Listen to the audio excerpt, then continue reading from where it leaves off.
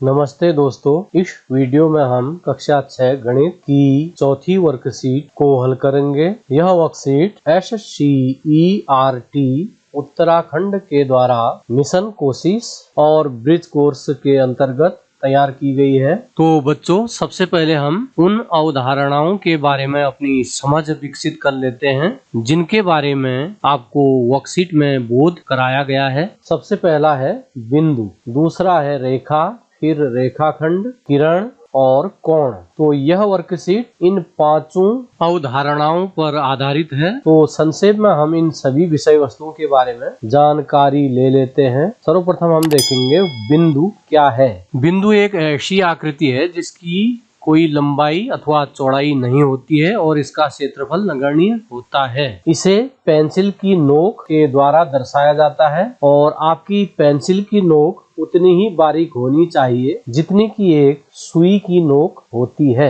यदि हम एक तल में अनेक बिंदु रख दें तो ये सभी बिंदु हमें एक समान दिखाई देंगे। इनमें अंतर रखने के लिए हम इन्हें कोई नाम दे देते हैं। जैसे एक बिंदु A है, दूसरे बिंदु को हमने नाम दे दिया B, तीसरे बिंदु को नाम दे दिया C, चौथे को दे दिया D। इसी प्रकार हम अलग अलग बिंदुओं के अलग अलग नाम रखते हैं। अब हम जानते हैं कि रेखा क्या होती है। रेखा एक ऐसी आकृति होती है जो दोनों ओर से विस्तारित होती है। आपको जो यह आकृति दिख रही है, यह इधर को भी विस्तारित होगी और इधर को भी विस्तारित होगी। यह कहीं भी समाप्त नहीं होगी। गणित की भाषा में दोनों ओर विस्तार को दिखाने के लिए हम इसमें दोनों ओर से तीर का चिन्ह लगा लेते हैं। यह तीर आपसे यह कह रहा है कि जो यह रेखा है इसका विस्तार इधर को भी है और इस रेखा का विस्तार उधर को भी है। तो रेखा कहीं भी समाप्त नहीं होती है और इसमें कोई प्रारंभिक और अंतिम बिंदु नहीं होते हैं। और रेखा का नाम दर्शाने के लिए आप इसमें कोई भी बिंदु रख सकते हैं और उन बिंदुओं को हम कोई नाम दे देते हैं। जैसे हमने इस रेखा में दो बिंदु रख लिए हैं, A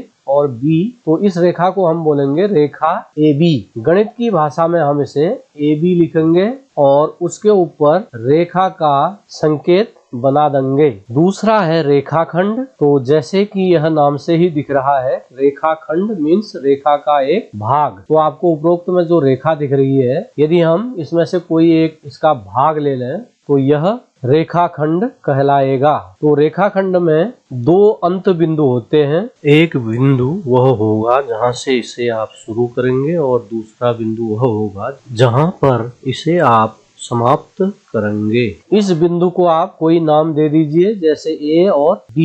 तो इसे हम रेखाखंड AB कहेंगे और इसे लिखने के लिए हम AB लिखने के बाद उसके ऊपर रेखाखंड का प्रतीक चिन्ह बनाएंगे। उसके बाद हम आते हैं किरण में। किरण किसी बिंदु से प्रारंभ होती है और समाप्त कहीं भी नहीं होती है। जैसे कि हमने यहाँ पर एक किरण खींची है, यह बिंदु O से प्रारंभ हो रही है लेकिन इसका अंत कहीं भी नहीं होगा। तो गणित में इस स्थिति को दिखाने के लिए यहाँ पर तीर का चिन्ह बना लेते हैं। तीर का चिन्ह आपसे यह कह रहा है कि इसका विस्तार और आगे को भी है। तो किरण को नाम देने के लिए हम यहाँ पर एक बिंदु B ले लेते हैं। तो इस किरण को हम नाम देंगे किरण OB। किरण OB लिखने के लिए आप पहले OB लिखेंगे और उसके ऊपर से किरण का चिन्ह बनाएंगे। तो इस प्रकार आपने देखा कि रेखा में कोई भी अंत बिंदु नहीं होते हैं। तो रेखा का विस्तार दोनों ओर को असीमित होता है, अनंत तक होता है और दोनों ओर को असीमित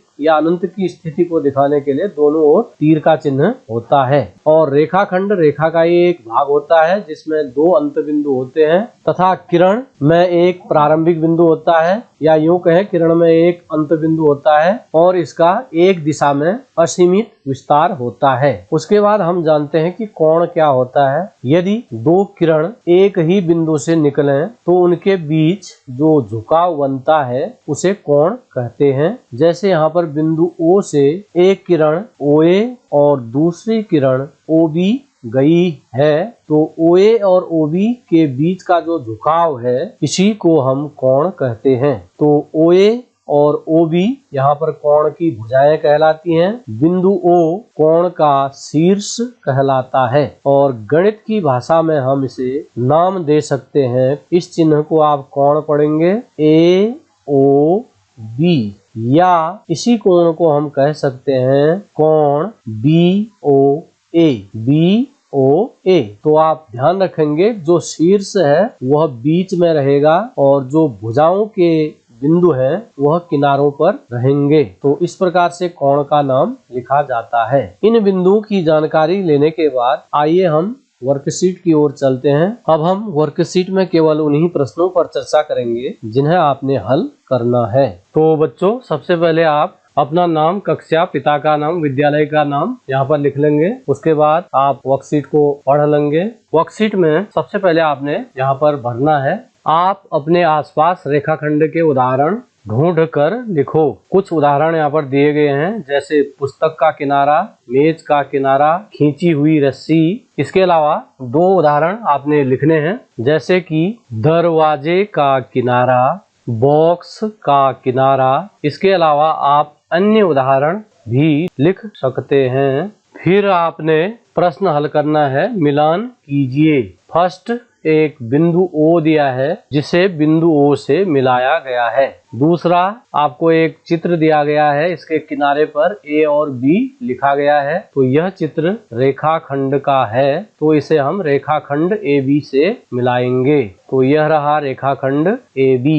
तीसरी जो आकृति है वह किरण AB की है, तो इसे हम किरण AB से मिलाएंगे। और चौथी जो आकृति है वह रेखा AB की है, तो इसे आप रेखा AB से मिलाएंगे। पांचवी जो आकृति है वह कोण ABC की है, तो आप इसे कोण ABC से मिलाएंगे। अंत में जो आकृति है उसमें बिंदु A और बिंदु B 2 बिंदु दिए गए हैं, तो इसे आप बिंदु A और B से मिलाएंगे। इस प्रश्न को करने के बाद आपने वर्कशीट में जो भरना है वह है, आप नीचे दिए गए कोण में बताइए कोण की भुजाएं। तो वर्कशीट में जो कोण का चित्र बना है वह थोड़ा सही नहीं है। कोण की सही आकृति इस प्रकार से होगी। तो इसमें कोण की जो भुजाएं हैं वह QP एक भुजा है, QR दूसरी भुजा है। तो यहाँ पर आप लिखेंगे QP,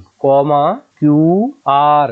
दूसरा आपने बताना है कोण का शीर्ष। तो दोनों जो किरणें हैं वह Q से प्रारंभ हो रही हैं, तो Q इस कोण का शीर्ष होगा। तो यहाँ पर आप लिखेंगे Q। उसके बाद आपको समझाया गया है माचिस की तिल्लियों से किस प्रकार से हम कोण बना सकते हैं। तो यहाँ पर प्रश्न भी दिया गया है। अब आप माचिस की तिल्लियों को लेकर कोण बनाएं। तो माचिस की तिल्लियों को आप इस प्रकार से रखेंगे और 2-2 तिल्लियों से आप 4 कोण बना लेंगे और उसे अपनी वर्कशीट में फेविकॉल की सहायता से चस्पा कर लेंगे। फिर हमें वर्कशीट में जो प्रश्न करना है वह है कोणों की भुजाएं, शीर्ष व कोण का नाम लिखिए। तो यहाँ पर एक चित्र दिया गया है, इसमें कोण की भुजाएं, शीर्ष और कोण का नाम लिखा गया है। तो इसी प्रकार आपने अन्य चित्रों में रिक्त स्थानों की पूर्ति करनी है। तो सबसे पहले जो यहाँ पर हमें कोण दिया गया है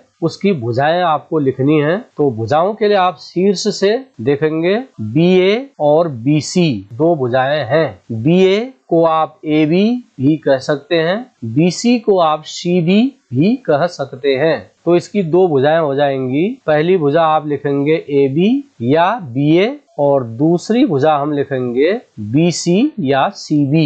अब हमें इसका शीर्ष बताना है। तो दोनों किरणें जहां से शुरू हो रही हैं वह कोण का शीर्ष होता है। तो इसका शीर्ष है बिंदु B। तो यहाँ पर आप लिखेंगे B।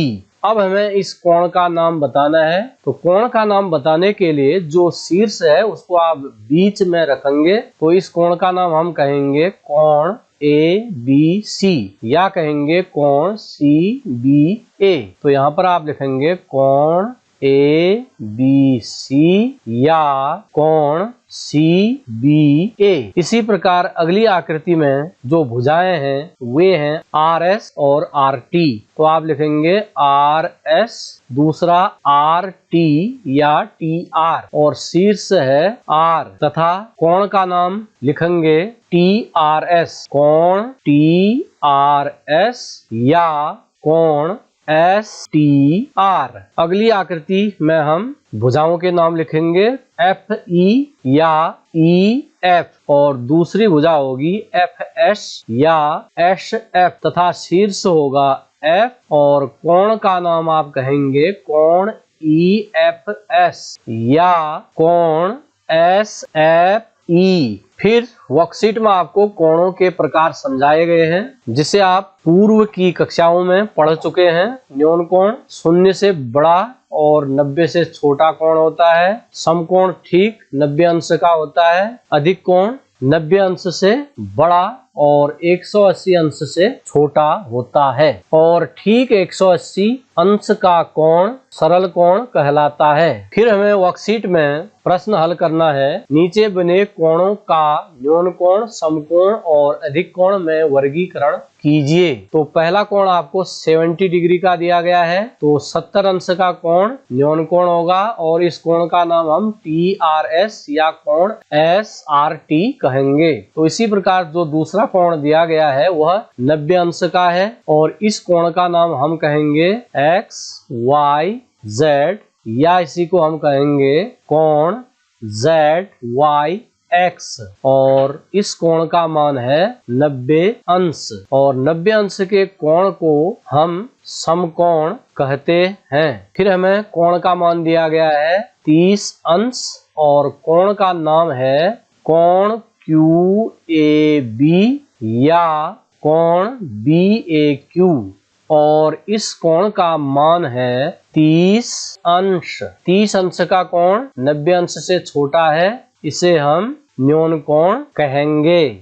अगला जो कोण है उसका मान है 115 अंश। कोण का नाम हो जाएगा कोण PQR या RQT, और इस कोण का मान है 115 अंश। 115 अंश का कोण 90 अंश से बड़ा है, 180 से छोटा है, यह अधिक कोण होगा। फिर हमें 90 अंश का कोण दिया गया है। कोण का मान आप लिखेंगे 90 अंश, और इसका नाम लिखेंगे कोण ABC या कोण CBA, और इसका मान लिखेंगे 90 अंश। 90 अंश के कोण को हम क्या कहते हैं? 90 अंश के कोण को समकोण कहते हैं। अगला जो कोण है उसका मान है 150 अंश, और कोण का नाम है कोण MNR या कोण RNM, और इसका मान है 150 अंश, और यह कोण अधिक कोण है। वर्कशीट में फिर हमें अभ्यास प्रश्न करने हैं। पहला प्रश्न है, सही उत्तर छांटकर उस पर सही का निशान लगाइए। निम्न में किस अक्षर में समकोण बनता है? ठीक 90 अंश का कोण समकोण कहलाता है, तो यह L अक्षर में बन रहा है, तो आप विकल्प A पर सही का निशान लगाएंगे। दूसरा है, एक रेखाखंड के कितने अंत बिंदु होते हैं? तो प्रारंभ में मैंने आपको समझाया था कि रेखाखंड रेखा का एक भाग होता है, इसमें 2 अंत बिंदु होते हैं, तो इस प्रश्न का उत्तर हम लिखेंगे 2, अर्थात विकल्प C पर आप सही का चिन्ह लगाएंगे। तीसरा प्रश्न है, दिया गया चित्र है, तो यह चित्र किसका है? किरण का है, रेखा का है, रेखाखंड का है, या किसी बंद आकृति का है? तो इसमें दोनों ओर से तीर है, इसका विस्तार असीमित है, तो यह रेखा का चित्र है, अर्थात विकल्प C सही है। चौथा है, किसी भी किताब के दोनों किनारे जिस बिंदु पर मिलते हैं वहां कौन सा कोण बनता है? तो माना यह आपकी किताब है, इसके 2 किनारे इस बिंदु पर मिल रहे हैं, तो इस बिंदु पर कितने का कोण बनेगा? 90 अंश का कोण बनेगा। किताब के आप किसी भी कोने में देखेंगे जहां पर दोनों किनारे मिलते हैं वहां पर 90 अंश का कोण अर्थात समकोण बनेगा, तो इस प्रश्न का उत्तर लिखेंगे समकोण, अर्थात विकल्प B पर सही का चिन्ह लगाएंगे। पांचवा है, दिए गए कोण का नाम है। अब देखिए यहाँ पर आपको कोई भी कोण नहीं दिया गया है, तो आप अपने हिसाब से कोई भी एक कोण खींच लीजिएगा, उसका नाम A B C दे देना। तो इस कोण को हम बोलेंगे कोण ABC। अभी जो मैंने चित्र बनाया है उसका नाम है कोण ABC। तो विकल्प डी पर मैं सही का निशान लगाऊंगा। प्रश्न 2, निम्न में रिक्त स्थानों को भरिए। दो बिंदुओं से होकर डॉट डॉट रेखाएं खींची जा सकती हैं। तो दो बिंदु हैं, आप इनसे होकर केवल एक ही रेखा खींच सकते हैं। तो यहाँ पर हम लिखेंगे एक किरण के डॉट डॉट अंत बिंदु होते हैं। तो किरण में केवल एक अंत बिंदु होता है। तो यहाँ पर आप लिखेंगे एक दिए हुए बिंदु से होकर डॉट डॉट रेखाएं गुजरती हैं। आपको कोई बिंदु दिया है तो यहाँ से हम कितनी रेखाएं खींच सकते हैं, तो आप अभ्यास करेंगे तो हम देखेंगे यहाँ से हम असंख्य रेखाएं खींच सकते हैं। तो इसका उत्तर हम लिखेंगे असंख्य, असीमित या अनगिनत। कोई एक शब्द आप यहाँ पर लिख लेंगे।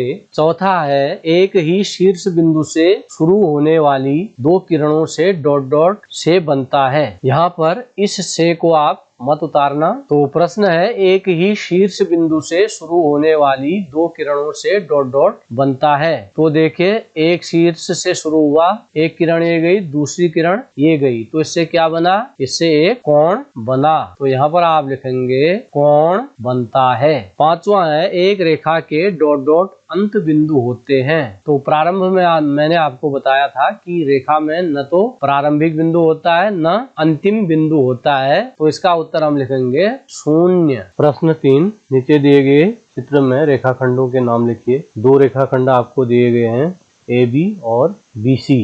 इसके अलावा अन्य रेखाखंड हैं CD, DA, OA, OC, OB, OD, AC और BD। चौथा प्रश्न है, संलग्न आकृति का प्रयोग करके निम्न के नाम लिखिए। 5 बिंदु, तो 2 बिंदु आपको दिए गए हैं, बिंदु O और बिंदु B। 3 और बिंदु हैं, देखिए, बिंदु D, बिंदु E, बिंदु C। एक रेखा, तो देखिए रेखा, यह आकृति जो आपको दिख रही है इसके दोनों ओर तीर है। इसमें 1, 2, 3, 4 बिंदु हैं। इन चारों में से आप कोई भी 2 बिंदु लिख देंगे तो वह इस रेखा का नाम होगा। तो इस रेखा को हम कह सकते हैं DE, जो कि लिखा गया है, DO, यह भी लिखा गया है, DB। तो यहाँ पर आप लिखेंगे DB, कॉमा, इसी रेखा को हम कह सकते हैं EO, और इसी रेखा को हम कह सकते हैं EB। ध्यान रहे, नाम लिखने के बाद हम ऊपर से रेखा का चिन्ह भी बनाएंगे और इसी रेखा को हम नाम दे सकते हैं OB। 4 किरणें, 4 किरणों के नाम हम लिख सकते हैं, किरण EO, किरण OB, किरण OC, किरण OE। यहाँ पर किरण EO और OE अलग अलग होंगी। EO की दिशा E से O की ओर और OE की दिशा O से E की ओर होगी। 5 रेखाखंड, तो एक रेखाखंड आपको दी गई है OC, तो अन्य रेखाखंड हमें लिखने हैं। जैसे देखिए, एक रेखाखंड यह है DE या ED, तो इसे हम पहले नाम लिख लेंगे DE और ऊपर से रेखाखंड का चिन्ह बनाएंगे। इसे पढ़ेंगे रेखाखंड DE। रेखाखंड DO, देखिए DO भी एक रेखाखंड है। इसी प्रकार रेखाखंड DB, रेखाखंड EO, रेखाखंड EB और रेखाखंड OB।